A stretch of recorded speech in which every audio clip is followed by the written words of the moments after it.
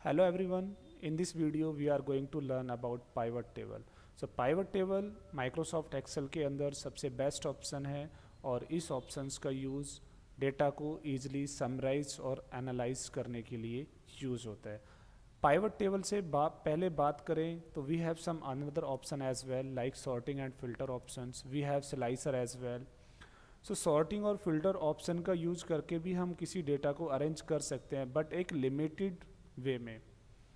So power pivot table का use हम कैसे कर सकते हैं, उसके लिए एक कॉम्प्लेक्स डेटा फटाफट से क्रिएट करते हैं और उसके बाद पहले उस काम को हम उस डेटा को हम सॉर्ट करेंगे सॉर्टिंग एंड फिल्टर ऑप्शन की हेल्प से, और जब नहीं हो पाएगा वो फिर हम स्विच करेंगे पाइवट टेबल की हेल्प से.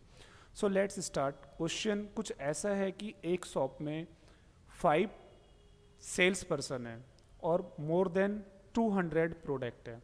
एक दुकान में सिर्फ बेचने वाले 5 एम्प्लॉई और प्रोडक्ट 500 से ज़्यादा या 200 से ज़्यादा या 100 से ज़्यादा. और जब भी कोई प्रोडक्ट सेल होता है तो किसी ना किसी सेल्स पर्सन का नाम वहाँ पे ज़रूर आता है कि ये प्रोडक्ट जो सेल किया वो कौन से एम्प्लॉय ने सेल किया. So let's start. सबसे पहले एक डेटा बनाते हैं हम, सीरियल नंबर, और सीरियल नंबर मैं लेके जाऊंगा मोर देन 200. जितना ज़्यादा डेटा होगा उतना ही ज़्यादा अच्छे से पाइवट टेबल समझ में आएगी. So serial number, then name of the employee. अब नेम ऑफ द एम्प्लॉय या हम करते हैं नेम ऑफ सेल्स पर्सन. अब सेल्स पर्सन मेरे पास लिमिटेड है, I have only 5 sales person. So सबसे फर्स्ट सेल पर्सन का नाम हमने रखा अमित, सुमित, रोहित, मोहित एंड सचिन. ये सिर्फ और सिर्फ 5 सेल पर्सन है और प्रोडक्ट मेरे पास अनलिमिटेड है. कितने प्रोडक्ट हैं? वो जितने भी प्रोडक्ट सेल होंगे वो इन्हीं 5 एम्प्लॉय की हेल्प से, इन्हीं 5 सेल्स पर्सन की हेल्प से सेल होने वाले हैं. तो मैंने 5 के नाम लिखे और सेलेक्ट करने के बाद डबल क्लिक किया छोटे से एरो पे, आइकन पे. सो ये सभी फिल हो गए ऑटोमेटिक. मीन्स डेटा जो है टोटल मैंने एंट्री की 322 और 322 के 22 प्रोडक्ट जो सेल होंगे वो इन्हीं के नाम से होंगे. सो चलिए आगे का स्टेप करते हैं, डेटा को कंप्लीट करते हैं. यहाँ पे मैंने लिखा प्रोडक्ट नेम, कौन सा प्रोडक्ट सेल हो रहा है. सो प्रोडक्ट बहुत सारे हो सकते हैं. मैं यहाँ पे कुछ एक प्रोडक्ट टाइप करता हूँ. जैसे मैंने बात की टीवी, एसी, फ्रीज, उसके बाद लैपटॉप, डेस्कटॉप और फ़ोन हम ले लेंगे, और प्रिंटर, स्कैनर, ऐसे करके 8-10 प्रोडक्ट हम ले लेते हैं. प्रिंटर, उसके बाद हमने लिया स्कैनर, उसके बाद हमने ले ली पेन ड्राइव. ठीक है, पेन ड्राइव हो गया. और उसके बाद एक और ले लेते हैं माउस, कीबोर्ड. फॉर एग्जांपल यही प्रोडक्ट हैं. अब यही प्रोडक्ट बार बार जो सेल होंगे वो इन्हीं एम्प्लॉय से होंगे. जैसे सबसे पहले अमित ने क्या सेल किया, अमित ने एक टीवी को सेल किया. फिर अमित का जो सेकंड कस्टमर हुआ उसको उसने फ़ोन डिलीवर किया. फिर अमित ने थर्ड कस्टमर, अमित का कीबोर्ड. सो डेटा रिपीटेशन का मतलब यही है कि अगर अमित एक दिन में 60 प्रोडक्ट सेल कर रहे हैं तो लास्ट में आप डेटा को समराइज कैसे करेंगे. आपको देखना है कि अमित ने टोटल प्रोडक्ट कितने सेल किए, उसमें से एसी कितने थे. एसी थे तो एसी का अमाउंट कितना है, एसी की क्वांटिटी कितनी है, एसी के नंबर ऑफ पीसीस कितने हैं. अगर अमित ने टीवी सेल किया तो सेल का टोटल अमाउंट कितना है, टीवी सेल का टोटल अमाउंट कितना है, कितने पीसीस सेल किए. अगर अमित ने पेन ड्राइव सेल किए हैं तो pen drive, total pen drive कितनी सेल की है, टोटल पेन ड्राइव का अमाउंट कितना है, और ओवरऑल कितने प्रोडक्ट अमित ने सेल किए हैं और उनका अमाउंट कितना है. सो जब हम 5 एम्प्लॉई और ये 10 से 12 प्रोडक्ट जब ये बार बार सेल होंगे और एट द एंड में 322 जब प्रोडक्ट सेल हुए, 322 एंट्रीज जब होंगी कंप्लीट, तो उस समय डेटा को समराइज करना कितना मुश्किल होगा सॉर्टिंग एंड फिल्टर ऑप्शन से. सो फटाफट से पहले डेटा को कंप्लीट करते हैं. यही वाले प्रोडक्ट मैं इस तरह से कॉपी पेस्ट करता हूँ कि करना चाहता हूँ कि हर एम्प्लॉय के सामने, हर जो मेरे सेल्स पर्सन है उनके सामने हर तरह का प्रोडक्ट आ जाए। ऐसा ना हो कि अमित के सामने सिर्फ एसी आता रहे, सुमित के सामने सिर्फ फ्रिज ही आता रहे। मीन्स डेटा को जितना कॉम्प्लिकेट हम कर सकते हैं उतना हमें करना है यहाँ पे। सो एक दो बार मैंने ऐसे ही कॉपी पेस्ट किया और फिर बीच में थोड़ा थोड़ा जगह छोड़ के मैं पेस्ट कर देता हूँ ताकि डेटा जो है रिपीटेड होता रहे। फटाफट से मैंने इसको कॉपी पेस्ट किया। और ये कॉपी पेस्ट हम क्यों कर रहे हैं, इसलिए कर रहे हैं कि डेटा जो है वो रिपीटेड होता रहे। रिपीटेड का मतलब कि अमित ने अब जैसे यहाँ पे टीवी सेल किया है तो नेक्स्ट टाइम अमित के सामने टीवी ही ना आता रहे हर बार। ओके, सो यहाँ पे इसीलिए मैं एक एक दो दो बीच में लाइन छोड़ रहा हूँ और उसके बाद हम उनको भी फिल कर लेंगे मैनुअली। सो अभी डेटा को हम कंप्लीट करने जा रहे हैं। जो प्रोडक्ट है हमारे वो प्रोडक्ट सेल हो गए, इसको नीचे थोड़ा सा कर लेते हैं ड्रैग, डबल क्लिक और यहाँ पे भी डबल क्लिक, और जो बीच बीच में डेटा है उसको अब हम फीड कर लेते हैं।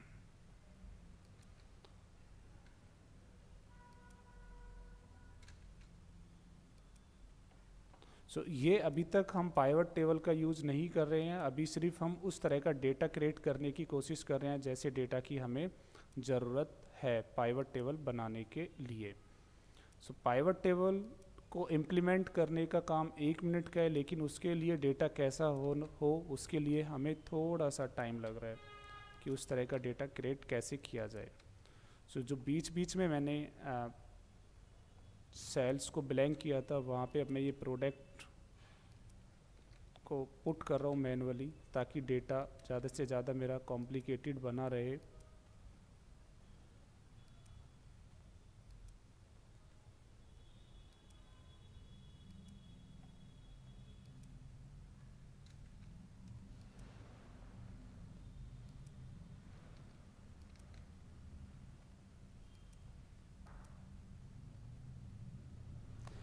सो नाउ अभी मैंने जितने भी प्रोडक्ट्स थे वो सब प्रोडक्ट के नाम यहाँ पे लिख लिए। अब सिर्फ 2 कॉलम हम और लेते हैं, एक क्वांटिटी और दूसरा सेल्स अमाउंट।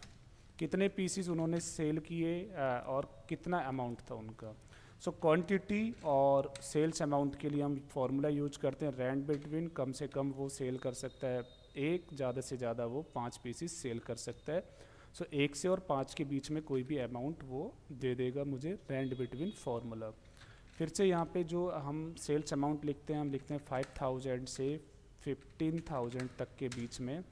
दोनों को हमने सेलेक्ट किया और डबल क्लिक किया और उसके बाद रैंड बिटवीन फार्मूला मुझे हटाना है, सिर्फ वैल्यू चाहिए। तो उसके लिए पहले मैंने पूरे डेटा को कॉपी किया और कॉपी करने के बाद पेस्ट में जाके प्लेन पेस्ट कर दिया वैल्यू ओनली। ये डेटा रेडी हो चुका है। इस डेटा को पर मैंने सेलेक्ट किया, कहीं पे भी कंट्रोल A किया और उसको बोल्ड दे दिया, थोड़ा सा स्टाइलिश बनाने के लिए अलाइनमेंट का भी यूज कर लिया मैंने। अब हम देख पा रहे हैं डेटा मेरा बनके रेडी हो गया और इस डेटा में मैं एक रो और इंसर्ट करता हूँ। फर्स्ट रो को मैंने सेलेक्ट किया, कंट्रोल प्लस शॉर्टकट कमांड, और उसके बाद इस एरिया को सेलेक्ट करके मैंने मर्ज एंड सेंटर किया और मैंने इसको नाम दे दिया list of total details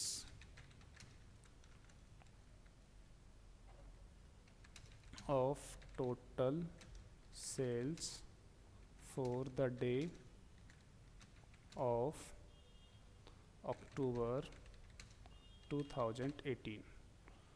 okay, सो अब इस डेटा को मुझे समराइज करना है कि मुझे ये देखना है कि अमित ने कितने प्रोडक्ट सेल किए हैं। टोटल मुझे चाहिए कि अमित का टोटल चाहिए मुझे, और फिर अमित का मुझे प्रोडक्ट वाइज चाहिए, यानी कि उसने एसी कितना सेल किया, टीवी कितने सेल किए, लैपटॉप कितने सेल किए, डेस्कटॉप कितने सेल किए, सभी का टोटल होना चाहिए quantity wise, amount wise.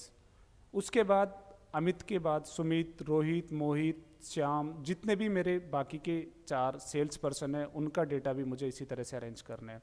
So can we do this thing with the help of sort and filter. चलिए ट्राई करते हैं। सेलेक्ट किया मैंने, सॉर्ट एंड फिल्टर पे क्लिक किया, सॉर्ट एंड फिल्टर आ गया। सबसे पहले अमित से शुरू करता हूँ, तो मैंने यहाँ पे जाके सबको डीसेलेक्ट करके अमित को सेलेक्ट किया। अब सिर्फ अमित के अमाउंट आ गए अब अमित का मुझे टीवी को देखना है या एसी को देखना है कि अमित ने एसी कितने सेल किए, तो यहाँ पे एसी आ रहा है। अब ये एसी को मुझे मैनुअली क्वांटिटी उसकी देखनी पड़ेगी कि टोटल क्वांटिटी उसकी है 12 और टोटल अमाउंट उसका कितना है 44111, ये हम यहाँ पे देख रहे हैं। तो अब इस तरह से अगर मुझे ये करना हुआ तो समझिए आपकी आपको कितना टाइम लगने वाला है और आप बेस्ट रिजल्ट दे पाएंगे, एरर फ्री रिजल्ट दे पाएंगे या नहीं, ये तो आप ही बता पाएंगे।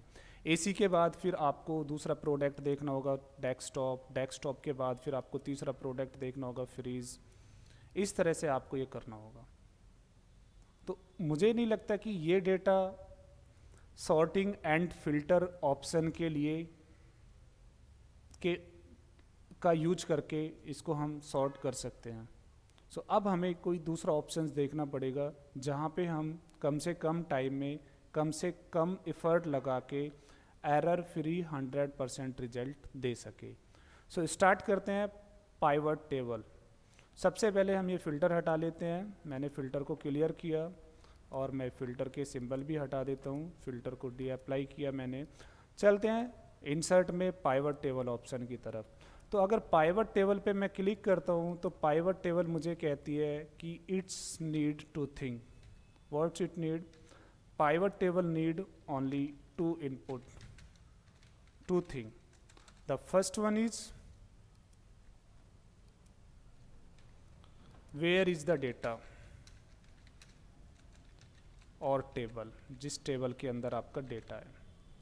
दूसरा the second point is that where you want the output, आपका डेटा कहाँ पे है, किस रेंज के अंदर है, वो रेंज आप सेलेक्ट करो या कहीं पे भी उस रेंज के अंदर उस डेटा के अंदर कहीं पे भी सिंगल सेल पे क्लिक कर दो, वो डेटा अपने आप से एडजस्ट कर लेगा।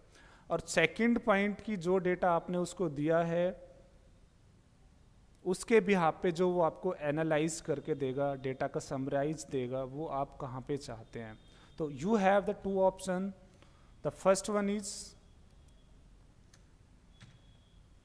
Existing worksheet, existing seat. जिस सीट पे आपका डेटा है उसी सीट पे आप चाहते हैं डेटा को। सपोज करो ये आपकी वर्कशीट और इस वर्कशीट में आपकी ये यहाँ पे टेबल है, ये आपका डेटा है कंप्लीट, और इस डेटा का जो आपको आउटपुट चाहिए वो आपको इसी एरिया में चाहिए, इस एरिया में आपको वो आउटपुट चाहिए यहाँ पे। तब हम यूज करेंगे कौन सा, एग्जिस्टिंग ऑप्शन का, एग्जिस्टिंग सीट ऑप्शन का। मतलब डेटा भी आपका उसी सीट में है और उसका आउटपुट भी आप उसी सीट में देखना चाहते हैं। अगर आपको क्या करना है, अगर आपको चाहिए कि आप जो डेटा देखना चाहते हैं, जो आउटपुट देखना चाहते हैं, वो आउटपुट आप न्यू सीट पे देखना चाहते हैं, आप डेटा को सेपरेट करना चाहते हैं और वहाँ पे उस डेटा को सेपरेट करने के बाद किसी पर्टिकुलर सीट नेम के साथ सेव करना चाहते हैं, तब आपको कौन सा ऑप्शन लेना पड़ेगा, new seat. So let's start with practical one. Data is already ready with us. ये डेटा है, जैसा कि मैंने बताया, डेटा के अंदर, सीट के अंदर कहीं पे भी आप क्लिक कीजिए डेटा रेंज के अंदर और पाइवट टेबल पे क्लिक कीजिए। जैसे ही आपने पाइवट टेबल पे क्लिक किया, तो फर्स्ट ऑप्शन है वेयर इज़ द डेटा, उसकी रेंज उसने अपने आप से ले ली है। सीट 1 हमें समझ में आ रहा है, डॉलर अगर समझ में नहीं आ रहा है तो नो प्रॉब्लम, हम आगे उसको कवर करने वाले हैं। एब्सोल्यूट और रेफरेंस वैल्यू के बारे में होता है ये। सो यहाँ पे हमें सीट 1 समझ में आ रहा है डेटा रेंज में कि उस पर्टिकुलर सीट पे वो डेटा है, उसका नाम है A2 समझ में आ रहा है कि A2 से स्टार्ट होके E329 तक की रेंज उसने कवर कर ली है। सो फर्स्ट पॉइंट हमारा यहीं पे ख़त्म होता है कि भाई हमने जो डेटा जिस पे मुझे डेटा को एनालाइज करना है, समराइज करना है, उसकी रेंज, तो रेंज उसने ले ली। अदरवाइज अगर आप गलती करेंगे, आप उस डेटा के अंदर क्लिक नहीं करेंगे तो ये ऑप्शन आपका ब्लैंक आएगा, जैसा अभी आप देख पा रहे हैं, और फिर आपको थोड़ा सा एक्स्ट्रा एफर्ट करके इसको इस तरह से अरेंज करना पड़ेगा। सो अब ये आपके ऊपर है कि आप डेटा को मैनुअली अरेंज कीजिए या फिर आप पाइवट टेबल पर क्लिक करने से पहले कहीं पे भी उस डेटा के अंदर किसी भी सेल में क्लिक कर दीजिए, so that it can be take the data range automatically. Now come to the second point, and in second point we have two options. The first one is new worksheet and the second one is existing worksheet. Data अभी आपका seat 1 पे है और आप seat 1 के ही दूसरे corner में या दूसरे पार्ट में या किसी भी एरिया में आप अपना आउटपुट चाहते हैं तो आपको वो रेंज यहाँ पे देनी होगी।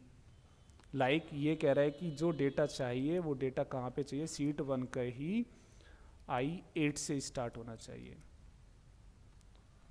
आप चाहते हैं कि डेटा को समराइज करना है, एक नई सीट पे लेके जाना है, then you will use the new worksheet option.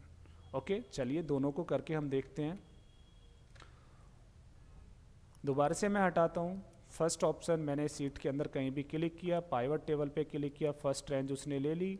Second option में मुझे एग्जिस्टिंग वर्कशीट पे क्लिक करना है और एग्जिस्टिंग वर्कशीट पर क्लिक करने के बाद आपको अपनी इस सीट में कहीं ना कहीं पे क्लिक करना पड़ेगा। जैसे मैं चाहता हूँ कि जो डेटा है वो H1 से आए, तो H1 की एंट्री मुझे लोकेशन में करनी होगी, राइट। चलिए मैंने यहाँ पे क्लिक किया और यहाँ पे क्लिक करने के बाद G2 पे क्लिक कर दिया, नो प्रॉब्लम। सो जो मेरा आउटपुट आएगा वो कहाँ से स्टार्ट होगा आना, G2 से आउटपुट आना स्टार्ट होगा। So first option very clear where is the data and the second options where you want to show your output. So दोनों options का हमने use किया। Now click on OK. So this is the pivot table module. This is the pivot table field. Okay, and these two are most important tab related to pivot table. pivot table में क्या काम, कैसे, कहाँ से कौन सा option मिलेगा वो हमें एनालाइज और डिज़ाइन टैब के अंदर ही ऑप्शन मिलने वाले हैं। ओके, सो सबसे सिंपल है इस वाली विंडो को समझना, और वो सिंपलाइजेशन किस लिए है कि जितने भी मेरी टेबल में ऑप्शन होंगे, जितने भी मेरी टेबल के अंदर कॉलम होंगे, वो सभी कॉलम यहाँ पे दिए हुए हैं। Very simple, you can see product name, salesperson name, serial number, like that. Okay, so now what you want, suppose I want to see only employee name of the employee, so I need to click on the name of the salesperson employee, no problem. Okay, so name of the salesperson, so you have only 5 salesperson, so 5 salesperson record is there. Now you want that कि how much product they sold in the day, in a day. So quantity, you need to click on the quantity. So you can easily see the result. Amit have sold 176, Mohit 200, Mohan or Rohit 197, Sachin 196, Sumit 210, and overall product quantity is 979. So this is the best way to analyze the data. अब अमित ने कितने product cell किए, TV किया, fridge किया, क्या किया, sorting and filter में जो प्रॉब्लम आ रही थी हमें उस तरह से यहाँ पे किसी तरह की कोई प्रॉब्लम आने वाली नहीं है। जिस कॉलम का आपको रिजल्ट देखना है उस कॉलम को आप यहाँ से सेलेक्ट कर लीजिए। लाइक उसने 176 में कौन कौन से प्रोडक्ट सेल किए हैं, तो product name like that. So now this is the best one way. Sales amount कितना रहा उनका, क्लिक किया हमने सेल्स अमाउंट पे तो सेल्स अमाउंट भी आ गया। अगर मुझे टोटल अमित का अमाउंट चाहिए कि टोटल कितने रुपए की उसने सेल किया, so I don't want to do something separately, everything is there.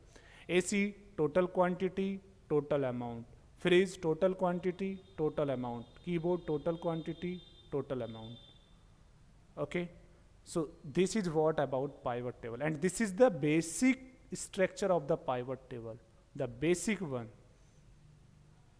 We didn't do anything advanced in while using pivot table. Okay, so which one column you want to represent, you can select that column from pivot table field options, and if this option will gone, आपने close कर दिया, उसको नहीं मिल रहा है, तो analyse में option है आपका फील्ड लिस्ट। इस फील्ड लिस्ट वाले ऑप्शन पे आपको क्लिक करना होगा, then you can again find this option, right. So let's do something more. If I don't want to see the product name, then I can deselect this thing, so it can be summarized like that. और अगर मुझे यहाँ पे click करना है कि अमित ने कौन कौन से प्रोडक्ट कितने सेल किए, सो अगर मैं यहाँ पे डबल क्लिक करता हूँ, गलती से भी डबल क्लिक अगर मैंने कर दिया तो आप देखिए उसने टोटल समरी एक अलग से शीट बना दी अमित के नाम की, कि अमित ने कब कौन सा प्रोडक्ट कितनी क्वांटिटी और कितने सेल्स अमाउंट के साथ सेल किया। कैसे किया? शीट 1 पे ये जो समराइज आपने किया है मोहित के साथ, आप कुछ देखना चाहते तो यहाँ पे डबल क्लिक कर दीजिए मोहित का, आप टोटल अमाउंट पे डबल क्लिक कीजिए, टोटल अमाउंट आ गया। आपके पास सीट एक ही थी लेकिन देखते ही देखते सीट क्रिएट होने लगी है, सीट 2 सीट 3। अगर अमित का रोहित का आपको टोटल ओवरऑल एक सीट बनानी है कि उसने कब क्या सेल किया, तो बस आपको वहाँ पे एक नाम चेंज करने की ज़रूरत है, वो भी सीट का। डबल क्लिक किया और Rohit sales detail, right. So this is the very best way to work with the pivot table, and this is only the one part of the pivot table. Pivot chart is also the best one options to represent this data in the form of graphically way in the best manner. Okay, so in the next video we will see, or we will go through the advanced one options with pivot table. Thank you.